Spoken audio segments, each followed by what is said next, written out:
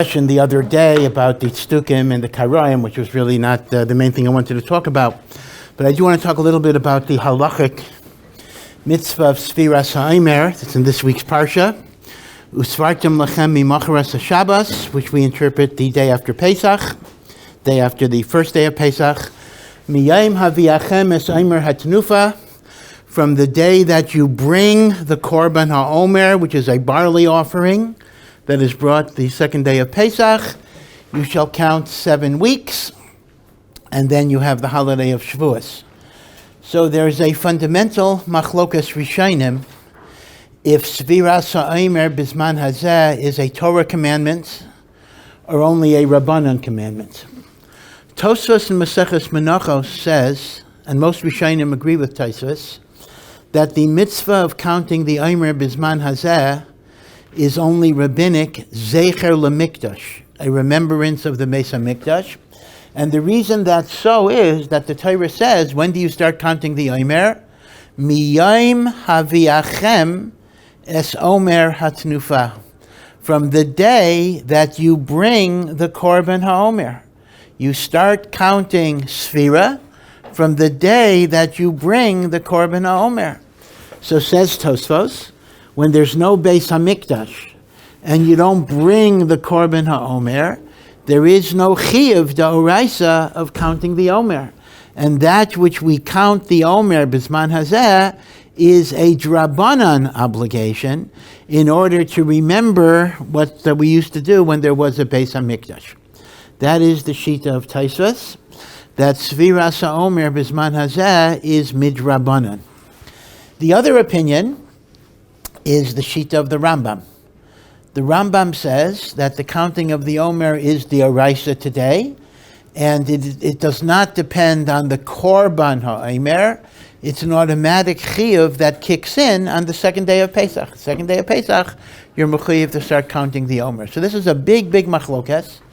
If Sefira bisman hazeh is the oraisa, which is the das yochid of the Rambam, or Sefira bisman hazeh is midrabanan, which is Tosfos and Menachos and most Rishonim. Now you may ask me an obvious question. Well, wait a second here. How can Sefira be drabanan? Don't we make a bracha? Bracha ta Hashem Elokeinu melech haolam, asher kiddishanu b'mitzvosav, that God sanctified us with His commandments. Vitzivanu, He commanded us on the counting of the Omer. Aren't we saying in the bracha that Hashem commanded us to count the Omer? But the truth of the matter is, that's obviously not a question, because there are many mitzvahs that are unquestionably d'Rabbanans, in which we say Asher Kiddishanu b'mitzvosav. Ner Chanukah, there is no shita at all that it's d'oraisa. Mikra Megillah, Ner Shabbos. We make plenty of brachos on mitzvahs d'Rabbanan, that Yom Tov Sheni in Goliath, when you make a bracha on shofar, whatever it is, Hashem didn't command you to blow shofar on the second day of Rosh Hashanah. And the Rambam himself explains, that since the Torah says in Parshas Shoftim that we are mechuyev to obey the takanos of Chachamim, in the pasuk Leisasser, do not depart from what they tell you to the right or to the left, so every chiyuv d'Rabbanan is a mitzvah d'oraisa. That's why I could say Asher Kiddishanu b'mitzvosav. So the fact that we make a bracha Asher Kiddishanu b'mitzvosav does not really answer the question, is it d'oraisa or d'Rabbanan? Because even if it's d'Rabbanan, it kind of becomes a d'oraisa indirectly. But this is the machlokes. Now, you have to be very careful the way we talk. We sometimes say, and I'm guilty of it as well, it's only d'Rabbanan, as if to imply, oh, it's only d'Rabbanan, therefore you don't have to do it. As I just told you, the Rambam himself says, every time you don't fulfill a takana of the Chachamim, you are over on the d'oraisa of Leisasser, right? So, of course, it's obligatory. So the question is there a nafkamina? Meaning, okay, so we have a machlokas. Is Sefira d'oraisa or d'Rabbanan? Is there a practical difference, whether it's that or that? Or is it only an academic difference? Now, of course, in Torah learning, even academic differences are important. It's important to know the yesod of halachas, but is there a practical difference in halacha? The answer is there actually is. And this may be very, very relevant in your shuls back where you come from, America or any other country. And that is, can you count Sefiras HaOmer in the period of time that is known as Bein Hashmashos? What is Bein Hashmashos? So the closest translation to Bein Hashmashos is what we call the twilight period. We know that before sunset, it is clearly day. After the stars come out, after Tzeitzei Kochavim, 3 stars in the sky, 3 small stars in the sky, it's clearly night. Between sunset and Tzeitzei Kochavim, between Shkias HaChama and Tzeitzei Kochavim, is an intermediate period of time that is known as Bein Hashmashos. Again, I'm simplifying this, but I just want to keep it as simple as I can right now, because entire books, entire Sfarim have been written on the definition of Bein Hashmashos. But I'm going with the sheet of the Gainim, the sheet of the Gra, which is the simplest, and that is between Bein Hashmashos and Tzeitzei Kochavim.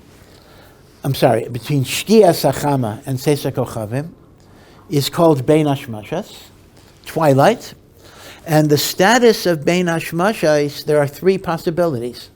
Either it's day, safek if it's day, until Tzeis, or safek if it's night, from Shkia, or a safek if some transition occurs in the middle.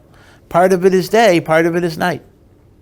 Meaning perhaps at some level of darkness in twilight, it turns into night. Now, because of the idea of safek, this actually explains why Shabbos and Yom Kippur have to be a little bit longer than 24 hours, because of the following. I vadai have to refrain from doing malacha by sunset, by Shkia. And this is not because I'm adding Mishabbos L'chol. That would even be earlier. But no matter what, I mean, let's assume the minhag in Yerushalayim is we normally light Shabbos candles 40 minutes before sunset. In most other places, it's 18 minutes before sunset. In some places, it's 20 minutes before sunset, right? And all of that is like adding on to Shabbos. But let's assume you or your wife missed the candle lighting limit. So how late can you light licht? How late can you light Shabbos candles? The answer is you can and you must light Shabbos candles up to Shkia, and usually it's 2 minutes before, because we have a margin of error. So we would practically tell a person that you are permitted to light Shabbos candles until it is 2 minutes or 3 minutes before the announced Shkia. But once it's Shkia, you are not allowed to light Shabbos candles, no matter what. Why is that so? Because Shkia is beginning of Bein Hashmashos. Bein Hashmashos is a safek laila. So if it's a safek laila, therefore you have to be machmer that it's already night, it's already Shabbos. Now it's only a safek. If you did malacha Bein Hashmashos, you would not be chayiv me. You cannot get the death penalty for it. And if you did it inadvertently, you would not bring a sin offering. You'd bring a nashim tali, a doubtful offering, but you wouldn't bring a korban chatas because you don't know for sure that you did an aveira. So Shabbos has to begin at Shkia. But why can't Shabbos end at Shkia? Once again, Shabbos begins Shkia because maybe it's night. But Shabbos cannot end at Shkia because maybe Bein Hashmashos is Yom. So I have to wait until Tzeitzei Kochavim. Again, I want to emphasize, this has nothing to do with the separate mitzvah of adding on to Shabbos, starting it a little early and ending it later. I'm talking about the basic definition of Shabbos. The basic definition of Shabbos has to be from Shkia to Tzeis. Now, we're not discussing how many minutes after Shkia will be Tzeis. Is it 20 minutes? Is it 30 minutes? Is it 40 minutes? Is it 72 minutes? Is it 90 minutes? Is it the appearance of 3 stars in the sky, which seems to be the best test? Again, that's a separate issue. Maybe we'll address that one day. But the point is, Bein Hashmashos is a safek yom, safek laila, safek miktsasum in a yom, miktsasum in a laila, and therefore you have to be machmer in all the possibilities. So let's take a bris. Let's say a baby is born let's take Monday first, then I'll talk about Shabbos problems. A baby is born Monday afternoon after sunset. A baby is born after Shkia, but a baby is born before the stars are out. So what day, assuming it's a boy, what day will the baby have the bris? So we don't know. Is it a Monday baby? Because Bein Hashmashos is Yom, in which case his bris would be on Monday. Or is it a Tuesday baby? Because Bein Hashmashos is night, and therefore it would be a Tuesday bris. So if you don't know if the bris is Monday or Tuesday, you must do the bris on Tuesday. Because if I do the bris on Monday, I might be doing it on day 7, because if it's a Tuesday birth, Monday is day 7, a bris that is done before 8 days is totally invalid. Masha ein kain, if I wait until Tuesday, so mimanavshach, it's a kosher bris. Because if Bein Hashmashos is night, so it's a Tuesday baby, then Tuesday is day 8. But if Bein Hashmashos is day and it's a Monday baby, so einachinami, I'm not doing the bris on the 8th day, but at least I'm doing the bris on the 9th day, and a bris on the 9th day is kosher. You see, a bris on the 7th day is not valid. A bris on the 9th day or later is valid. So if you're mesupach, if a given day is day 7 or day 8, and if the next day is day 8 or day 9, you got to do the bris on the next day, which is day 8 or day 9. You cannot do the bris on the day that's day 7 or day 8. Now, this has very, very fascinating repercussion when a baby is born Friday afternoon after Shkia. So let's analyze this. The baby is born Friday after sunset, after Shkia, but before Bein Hashmashos. Before it says Sakachavim. He's born Bein Hashmashos. So what's my suffix? Is it a Friday baby or is it a Shabbos baby? If it's a Friday baby, I would do the bris on Friday. If it's a Shabbos baby, I do the bris on Shabbos. But here, ironically, I can't do the bris on Friday and I can't do the bris on Shabbos. I got to do the bris on Sunday. Now, why is that so? I can't do the bris on Friday because if Bein Hashmashos is nightfall, it's a Shabbos baby and Friday is day 7. Day 7 is not a kosher bris. So why can't I do the bris on Shabbos? Because here's the thing. If Bein Hashmashos is Yom, it's a Friday baby, and Shabbos is day 9. And the only bris you can do on Shabbos is an 8th day bris. You cannot do a 9th day bris on Shabbos. Therefore, I can't do it on Friday because maybe it's too early. I can't do it on Saturday because maybe it's day 9. So I got to do the bris on Sunday. Now, Sunday, for sure, is not the right date.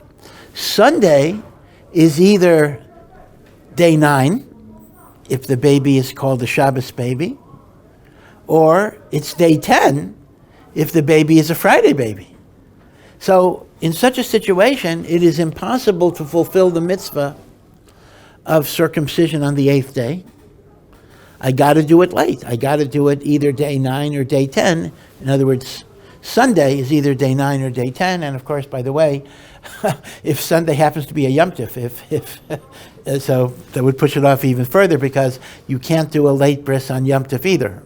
And if it's Chutz La'aretz, it's 2 days of Yom Tov, right? If Yom Tov is Sunday, Monday, so the baby was born Bein Hashmashos Friday, the week before, you're going to have to wait until Monday to do the bris. So you're way off there, because a milah shaloi bismana, a milah that is not on the 8th day, cannot be done on Shabbos or Yom Tov. By the way, why is that so? Why is that so pashut? Because the truth is, every Brit milah is technically a desecration of the laws of Shabbos or Yom Tov, because you're causing bleeding and the like. Therefore, when the Torah has a special gezeres hakosov that milah overrides Shabbos, that's only for a milah on the 8th day. That's the drasha. But a milah shelo bizmana, we go back to the general principle that doing a bris is a malacha. Malachos cannot be done on Shabbos or Yom Tov unless there's a special dispensation to be able to do them. Yeah. In such a situation when the bris happen at night. Yeah, again? In such a situation when the bris happen at night, immediately after Yom Tov goes out, would you wait till the morning? Yeah, well, okay, this is another principle. You can't do a bris at night either. In other words, there are a few things. A bris cannot be done earlier than 8 days, and a bris is also not kosher if done at night. See, this answers another question people ask. People ask the question, well, gee, if a baby is born Bein Hashmashos, let's imagine a baby is born, let's say Shkia, I'll make up a number. Shkia is 5:30. So the baby is born 5:40. So the question becomes, why do I have to wait till Sunday? The baby is born 5:40. So let me do the bris next Friday at 5:40. Because mimanavshach. If 5:40 was considered to be day, so 5:40 next week is considered to be day, so I'm doing the bris on Friday. And if 5:40 is considered to be night, so it's a Shabbos baby, so 5:40 is night, so I can do it 5:40. It could be Docha Shabbos. But the answer, right, you hear the question. In other words, so number one, that really doesn't work because the truth of the matter is, Shkia changes from week to week, so you can't automatically pinpoint the exact time. But besides that, it's not going to work. Because if Bein Hashmashos is night, it's a Shabbos baby, yeah. If Bein Hashmashos is night, the baby is a Shabbos baby. And you can circumcise him on Shabbos, but you can't circumcise him at night, Friday night. So if Bein Hashmashos is night, b'dafka you wouldn't be allowed to do the bris, because it would be a bris at night, right? So a milah b'layla is not good. Okay? Alrighty, yeah. So maybe this has some attention on the laws of bris. It sounds like it's not a Jewish bris, it's not kosher, but you have what's the halakhic status of the bris? If what? I didn't hear you. But yeah, but it's not kosher bris, the bracha batala, but what's the status of that bris for the rest of one's life? If what? If it was done when? Done too early, let's say. Yeah, if the bris was done too early, so it's not a kosher bris, so what you have to do is you have to do what is called hatafas dam bris. That means to say the area has to have pinpricked and blood has to come out. I mean, this is the situation that many people might face. Sometimes you can have a ger, a person who converts to Judaism, who needs a bris milah for gerus, and let's assume they were circumcised in the hospital in a medical circumcision. So there has to be hatafas dam bris, which is simply, it's not as bad as it sounds, but the male has to do a pinprick of the penis, and blood has to be visible. And in truth, if people had a bris at night or less than 8 days, they would have to do that again. So again, it's not a big deal, and as I want to emphasize, it's not as horrendously painful as people think, but it does have to be done. The bris itself, the actual circumcision, would not count as a bris. Yeah. Is there a problem of like Bein Hashmashos in the morning time, in between So, day and night? you know, you're asking a very, very good question, and in fact, halacha seems to have an inconsistency. The equivalent to the twilight period of Shkia Tzeis is Amud HaShachar to Neitz HaChama. Right, Amud HaShachar, dawn, is the first light in the eastern horizon, and that's before the sun is up, and then we have we have Neitz, where the sun comes up. So the concept would be, if you looked at it symmetrically, is sunrise, Neitz to Shkia, is the fixed day, and the twilight periods would be from Shkia to Tzeis at night, and from Amud HaShachar to Neitz in the day. Right? That would be very logical, and that would be very symmetrical. Problem is, halacha does not seem to follow a symmetry in that matter, because we actually treat Amud HaShachar as Vaday Yom, at least b'diavad. So we do not treat it as a suffix, meaning the so-called twilight period of the day is assigned primarily to be Yom, as opposed to the Bein Hashmashos of night, which is treated as mamash a suffix, Yom Safek Laila. So you're asking a very good kasha. It is a very good kasha that there doesn't seem to be a coordination between the twilight periods of the morning and the twilight periods of the evening. Okay, so I'm bringing all of this up really to go back to Sefiras HaOmer, and that is the following.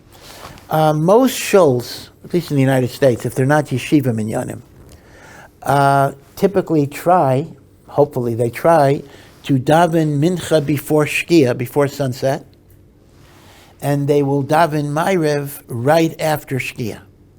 They will not wait for Tzeis HaKochavim, except Motzei Shabbos, or whatever it is, because they don't want to wait 40 minutes or whatever. So typically they try to straddle it. So they'll schedule mincha 10 minutes, right? Balabatim daven 10 minutes mincha, 10 minutes before right before shkia, and then they'll daven ma'ariv like immediately, or maybe they'll have a 2-minute break, or whatever it is. Now, let's focus on that generally. Is there a problem? Forget about Omer for a moment. Is there a problem per se in davening ma'ariv after shkia before Tzeis HaKochavim? Because after all, it's a safek yom, safek laila. So how could you be yotzei ma'ariv if it's a safek? So here I do want to make it clear that halakhic, although it's not the best practice, but halakhically there is no problem with davening ma'ariv after shkia, because even if it's Bein Hashmashos and it's a safek, but the Chachamim allowed davening ma'ariv after shkia, and that includes the brachos of Shema and Shmona Esrei, and you don't have to repeat, you're not allowed to repeat the brachos of Shema and the Shmona Esrei. But if you do daven ma'ariv before shkia, if you do daven ma'ariv after shkia before it says, you do have to recite Shema over again after Tzeis HaKochavim, because the recitation of Shema in the evening is a doraisa, and since it's a mitzvah d'oraisa, you have to be machmir that Bein Hashmashos may have the halacha of Yom, and therefore you got to say Shema again. Right? So the bottom line rule is going to be fairly simple. Legabe tefillah and birchos kriya Shema, I can be yotzei after shkia, perhaps even before shkia, but certainly after shkia, and I don't have to worry about repeating it later. In fact, I wouldn't be allowed to repeat it later. But legabe kriya Shema itself, because that's the oraisa, I would have to repeat it later. Okay, now that's going to be the rule generally during the year. Yeah. Will you be yotzei in your hamapil nighttime Shema? Yes, as a matter of fact, Yuvade could, but only if you say all 3 parshias. Yeah, ein chinami.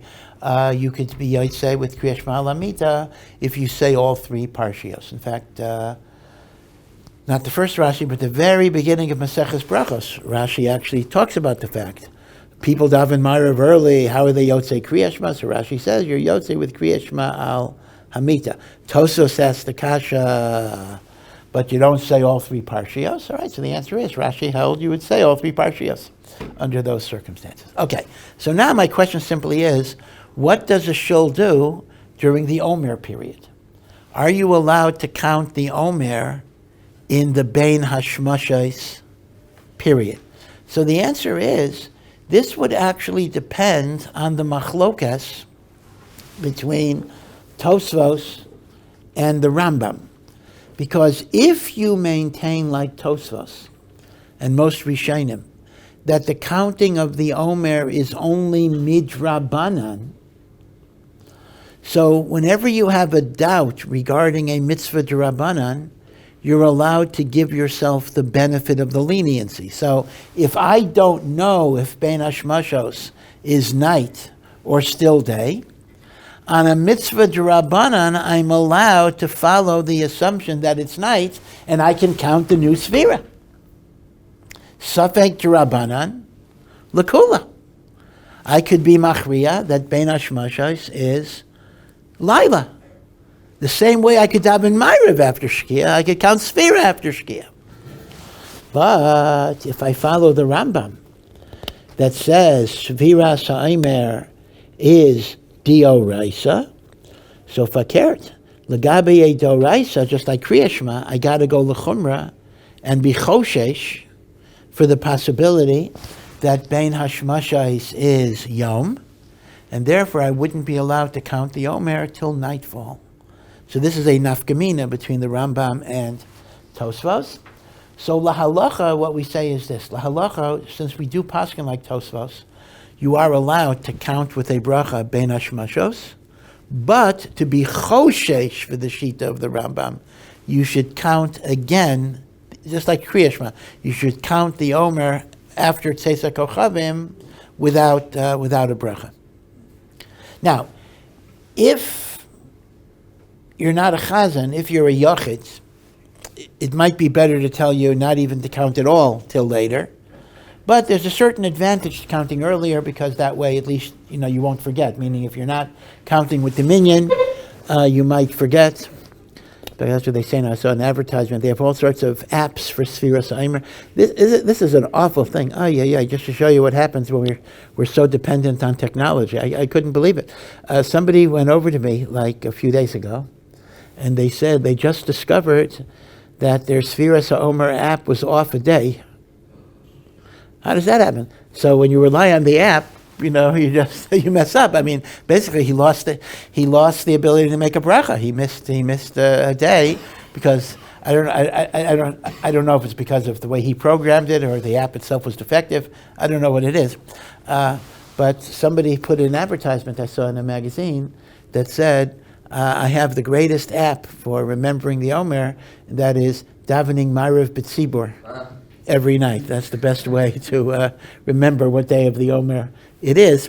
So there is a certain milah in counting early, but nevertheless, to be choshesh for the Rambam Shita, one should then count again after Tzeis HaKochavim. Okay, because according to the Rambam, it's a doraisa, and on a doraisa, I have to be machmir and treat Bein Hashmashos as yom, or at least suffik yom, and therefore it's not vaday laila, so I have to wait until it's vaday laila. Yeah. In that case, you do the bracha first or the second time?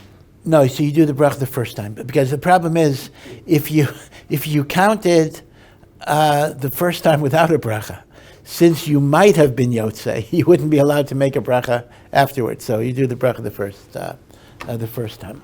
That's why when people ask you, famous many jokes about this, but if people ask you, it's already nightfall and you didn't count yet, and they ask you what day of the Omer it is, so you have to say yesterday was so and so, because if you say today, you lose the right to count. Right? That's the story of the guy who asks his wife, "What's for supper?" And she says, "Well, yesterday we had this." Okay, whatever it is. There are a lot of jokes in that genre, but okay. So now, so these two shitas are very well understood. This is the famous machlokas, Tosos and the Rambam. But now I want to bring in a third shita that's not very well known. And this third shita is the shita of Rabbeinu Yerucham. Now, who is Rabbeinu Yerucham? This is someone who's very, very important, but maybe you never heard of him. Rabbeinu Yerucham, first of all, the fact that he's called Rabbeinu, when a Rishon is called Rabbeinu, that's a certain upgrading in status. Rabbeinu Tam, etc. Why?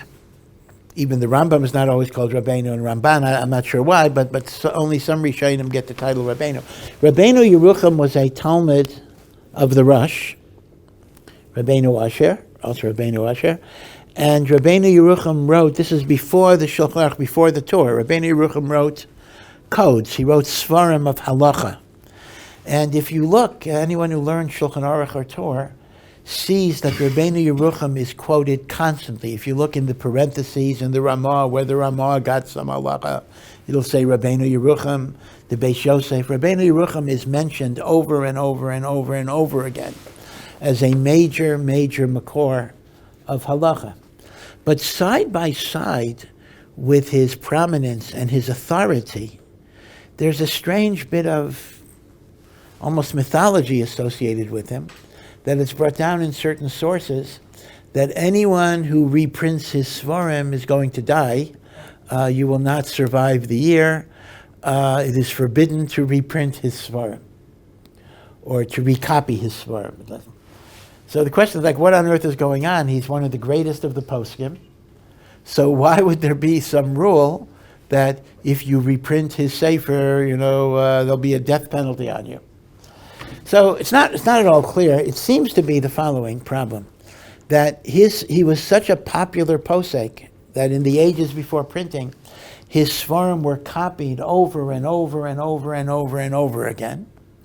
And you understand the problem. When you were dealing with manuscript copying, every time a manuscript was copied, there were mistakes that were introduced. So as a result, apparently the Achronim concluded that Rabbeinu Yerucham's Sfarim were so filled with mistakes that you weren't even allowed to be involved with them anymore.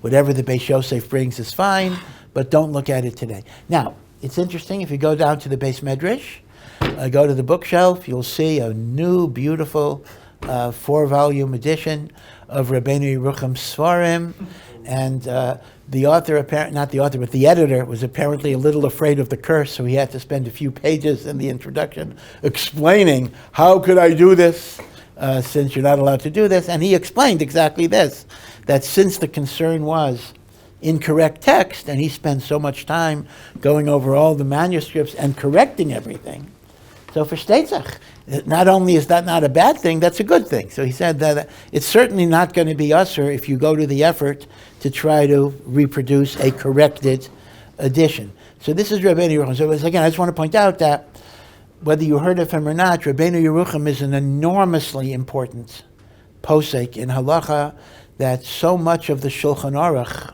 which came much later, and the Ramah is based on the psukim of Rabbeinu Yerucham. Yeah. One, how was he able to correct them? Like, did he have older copies that he was legit picking? And two, who could put a curse out like that? Like, what are the HaOmer or?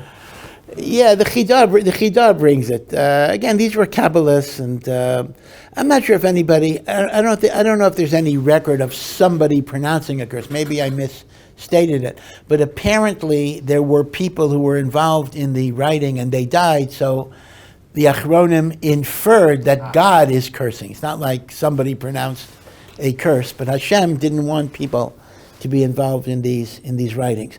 So Rabbeinu Yerucham has a very fascinating shita regarding counting of the Omer.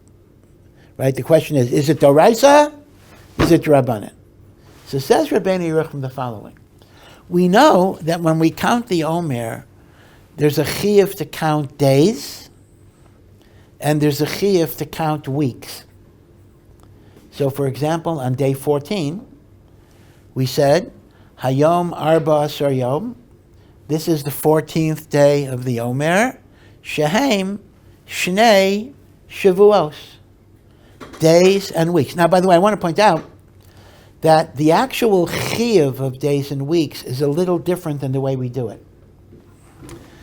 The chiyuv of counting days is every day. Every day you got to count the days. The chiyuv of counting weeks is only on the conclusion of every week. So on day 7, you have to say, this is 7 days that completes 1 week. On day 14, you would say, this is 14 days that completes 2 weeks. On day 21, you would say, this is 21 days that completes 3 weeks. Now, let's take day 18. So we say, this is the 18th day, that is 2 weeks and 4 days. That's only a minhag, meaning the chiyuv of counting weeks is not every single day. The chiyuv of counting weeks is only when the weeks are concluded. So it's a little different, meaning you have to differentiate between the chiyuv of Shavuos and the minhag that we have in mentioning Shavuos. So, which means the chiyuv of Shavuos is day 7, day 20, day 14, day 21, day 28, day 35, day 42, day 49. Right? Shavuos would only be mentioned seven times. So says Rabbeinu Yerucham, and I'll probably get to the explanation tomorrow. Sefiras hayomim is the oraisa. Sefiras hashavuos is only midrabanan. So this is quite amazing. Meaning to say, when there's a Beis HaMikdash, I'm mechuyev the oraisa to count the days and count the weeks. When there's no Beis HaMikdash, I am mechuyev d'oraisa to count the days, but I'm not mechuyev d'oraisa to count the weeks. It's only a midrabanan that I got to count the weeks. Now, obviously, this Rabbeinu Yerucham is very, very perplexing. Mimanafshach. I can understand the opinion like Taisvis that says Svira depends on Omer and therefore everything is Rabbanan today. Or I can understand the Rambam that Svira doesn't depend on Omer, on the Korban Omer, so everything is D'oraisa today. Okay, those are straightforward either or opinions. But why on earth should the Yamim be independent of the Omer and remain D'oraisa, while the Shavuos would only be Zecher L'Mikdash? Right? Where do you get the basis for that distinction? Okay, so I'll go over the explanation tomorrow, but I just want to mention an interesting Maisa involving the Beis HaLevi. You know, when the Beis HaLevi, Rav Yosef Dov Soloveitchik, Rav Chaim Soloveitchik's father, became the Rav of Brisk, the great Rav of Brisk. So, you know, people sometimes think, oh, in all of these cities like Brisk and Vilna, everybody was a tzaddik and a Talmid Chacham. The truth is, Brisk was a big city, and there were many people in Brisk who were maskilim, people who were secular Zionists, people who were communists, people who were freethinkers. And if you were a Rav of Brisk, you had to deal with people who were not always so traditional. You were the Rav of the whole community, but not everybody went along with you. So when the Beis HaLevi was chosen to be the Rav of Brisk, there were many freethinkers, many modern people who didn't like the fact that he was chosen. They thought he was too old-fashioned, he was too primitive, he was not with the times, he was not a modern person. So they wanted a meeting with him to kind of talk to him about what needs to be done. So they had a meeting with him and they said, you know, we need a rabbi that is progressive, that is forward-looking, is able to understand that halacha has to be flexible and has to change with the times. You know, that's what we need, and we hope that you can respond to us. So the Beis HaLevi said, oh, no, of course, I understand. Halacha is flexible. He says, I have many leniencies. I have many leniencies in halacha, many kulas in halacha. So they were very excited. They wanted to hear, let's hear your leniencies, you know. So this is what he told them. He said, you know, everyone knows by Sefiras HaOmer that there's a halacha that if you miss a whole day, you can no longer count with a bracha. Right? You know the familiar halacha, meaning if I missed counting at night, so I can count in the day without a bracha, and then I can resume my count at night with a bracha. But if I missed a whole day, I just missed the night and the day, I can no longer make a bracha. I should try to hear the bracha from somebody, but I myself cannot make the bracha. And the reason that is so is because since the Torah describes the mitzvah of Sefira as tamimos, it has to be a complete count.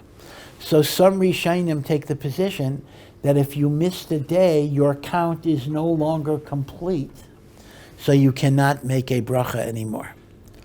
Right? This is a well-known halacha, that because of the din of tamimais, if you missed a day completely, you can't make a bracha. So says the Beis HaLevi, very interesting chiddush.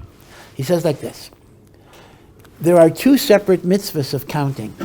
There's a mitzvah of counting days and a mitzvah of counting weeks. Now, as I indicated, the mitzvah of counting weeks is not every day. The mitzvah of counting weeks is only 7, 14, etc. So let's say a person missed day 18 of the Omer. So here's the Beis HaLevi's chiddush. Very, very fascinating chiddush. He can no longer count a daily bracha because his counting of days is not tamimais. But as long as he counted on day 7 and on day 14, he can still count on day 21 and day 28, because even if he's not tamimais on the days, he can still be tamimais on the weeks. a chiddush. Of course, the maskilim, this isn't exactly what they were looking for. They were looking for someone who would be makel and progressive in halacha. And he says to them, he says, well, look, I have this big chiddush in Sefiras HaOmer that if you miss a day, that's not a week, that's not the end of a week, you still can have tamimos in Shavuos. So they weren't that happy with the meeting overall, but this is a very interesting chiddush of the Beis Halevi. Now, the truth of the matter is, when the Mishnah Berurah came out, towards the end of the Beis Halevi's lifetime, the Chavetz Chaim may have known or not have known of this psak. It's not brought down in the Mishnah Berurah, so this is always a shaila. If the Chavetz Chaim didn't bring down such a chiddush in the Mishnah Berurah, is that's treated as a proof that he did not accept it as a halacha? I don't know. That's always a little bit ambiguous. But nevertheless, this is a psak that is brought down in the name of the Beis Halevi. But be it as it may, we have this third shita of Rabbeinu Yerucham, that Sefiras Hayamim is the Oraisa, Sefiras Hashvuos is only Zeichel L'Mikdash. So tomorrow, Mitzvah Hashem, we'll try to explain what is the svara for Rabbeinu Yerucham. But I'll just add one thing. Lania Staiti, I didn't see this anywhere at all. This may explain an interesting nusach of Sfardim. And the explanation might be that it's based on Rabbeinu Yerucham. When do you put when we count, let's say we count day 20, right? So we say, Hayom Esrim Yom, Shehem Shnei Shavuos, V'shisha Yamim. And then at the end we say either HaOmer or HaOmer. That's not important for our purposes. But we put the word HaOmer or HaOmer at the end. But do you know that some Sfardim count this way? Hayom Esrim Yom HaOmer, Shehem Shnei Shavuos V'shisha Yamim. In other words, they put the word HaOmer or HaOmer, again, that's not important for our purposes, after the days and not at the end of the sentence. Why would they put the word HaOmer after the days and not at the end of the sentence?